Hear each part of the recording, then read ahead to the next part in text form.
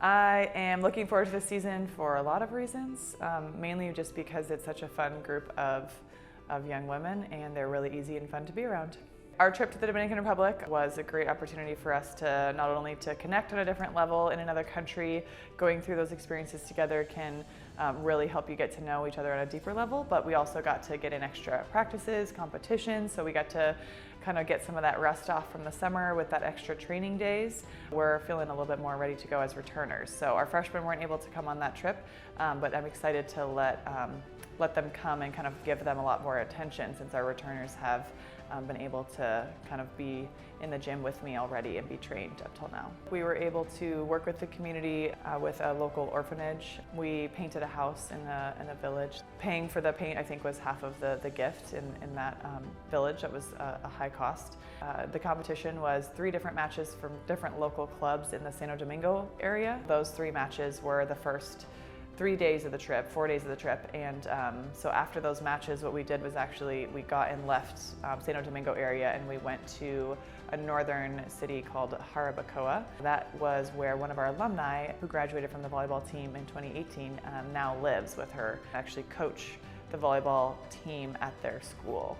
So that was a really great way to end our trip. It's always difficult in Division III to prepare for season in such a short amount of time of preseason. So having those extra days and extra competition to just be together, be in the gym, is really invaluable. So we did a trip back in 2019. It worked really well for us that year. So hopefully we have a similar success this year.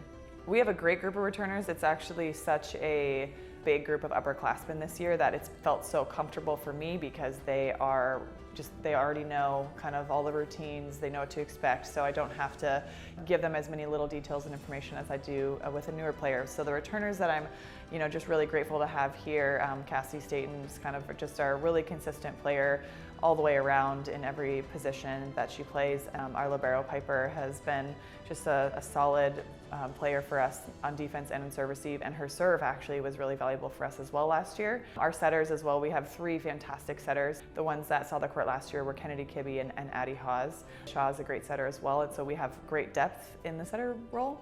Julissa Roche Ibarra, she is a defender, and so is Caitlin Johnson. They're both actually also have really great serves.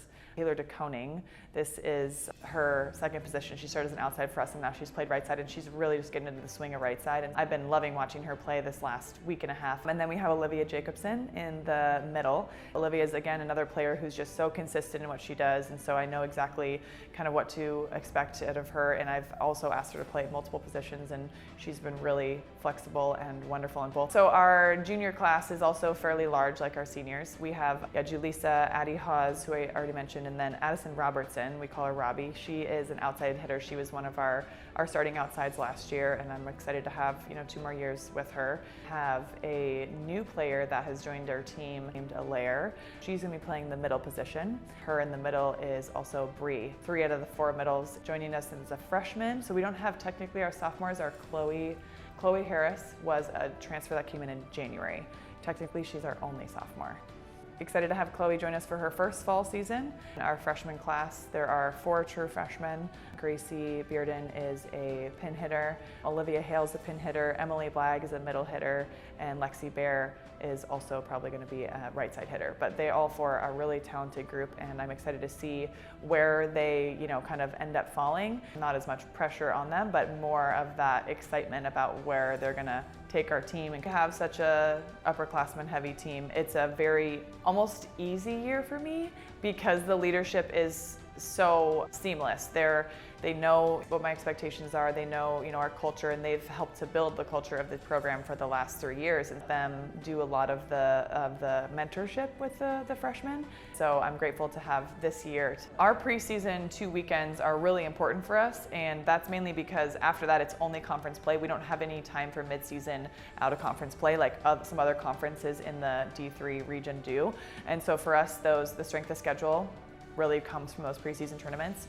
So any at-large bid hope is really dependent on those first 2 weekends. Those First 2 weekends have several region teams in them, so getting wins against those region schools would be huge for us. But really it'll help me see where our team is at in terms of, expectations that I had for returners, and then if I can get some freshmen some playing time, that would be a wonderful opportunity to see how we can really just dig into our depth as a bench. I've been really hoping and pushing for this tournament for a long time, and so I'm really excited. It's just the way the calendar fell is why we ended up getting the tournament, but I think it's a great opportunity for us to truly see, how everyone plays at the end of the season. The last years, we would have been pushed out of the conference tournament by that last match. It was kind of a wild, change of events, and we'll see if this season could very well be the exact same, because I think all the teams in our conference are going to be just right there up against each other. And my approach this season has always been the same. I think it just gives us a little bit more longevity in just avoiding burnout and things like that, which